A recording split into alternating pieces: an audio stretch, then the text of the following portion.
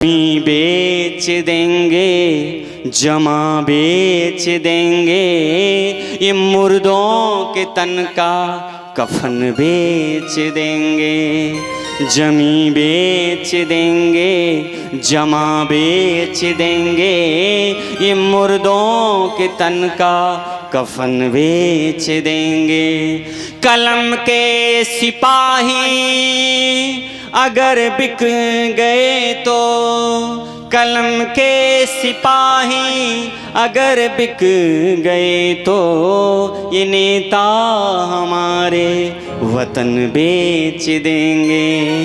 जमी बेच देंगे, जमा बेच देंगे, ये मुर्दों के तन का कफन बेच देंगे। बंधुओं, आज का कोई मंत्री, सरपंच, यहाँ तक कि महाराज एक छोटा सा प्रशासकीय सेवा करने वाला इंसान भी अपने हृदय पर हाथ धर करके नहीं कह सकता कि वो जो है उत्कोच नहीं लेता, घूस नहीं लेता। आज महाराज चारों ओर केवल और केवल मिलावटी रिश्वतखोरी ने देश की स्थिति को खोखला कर दिया है। महाराज भीष्म कहते हैं कि राजा को कर्तव्य परायण होना चाहिए, प्राणों की बलि लगा करके महाराज प्रजा का शुभ चिंतन करना चाहिए। राजा को कभी पाप नहीं करना चाहिए महाराज, और पाप होते हुए कभी देखना नहीं चाहिए। और बंधुओं, उसी के बीच में, पांडवों के बीच में बैठी हुई थी कौन? द्रौपदी महाराज। आज जब उस द्रौपदी ने उस बात को सुना कि पाप होते हुए देखना नहीं चाहिए, तो आज द्रौपदी को हंसी आ गई महाराज। और बंधुओं, पितामह भीष्म के सामने हंसना कोई मामूली बात थोड़ी है। आज द्रौपदी घबरा गई और बोली, पितामह क्षमा करें, हमसे गलती हो गई। महाराज भीष्म कहते हैं कि कुलवंती नारी का हंसना कोई मामूली नहीं बात हो सकता। बताओ ना, अपनी हंसी का कारण तुम्हें बताना ही पड़ेगा। द्रौपदी बताओ, मैं इस कुंठा को लेकर के मरना नहीं चाहता। द्रौपदी बोली, बाबा आज आप बड़ा सुंदर सुंदर उपदेश दे रहे हैं कि पाप होते हुए देखना महापाप है। जब भरी सभा में दुशासन मुझे निर्वस्त्र करने का प्रयास कर रहा था, तो उस समय ये आपका उपदेश कहाँ था? अरे आप एक छोटा सा महाराज उपदेश भी दे देते तो किसी की हिम्मत होती, मुझे निर्वस्त्र कर देता है? मैं तो हाथ जोड़ करके भीख मांग रही थी आपसे मर्यादा का, पर आपने अपना सर नीचे कर लिया। एक रजस्वला नारी को भरी सभा में अपमानित होना पड़ा। पितामह जरा सा इशारा कर देते तो हिम्मत नहीं थी किसी की महाराज कोई मुझे छू सके, स्पर्श कर सके।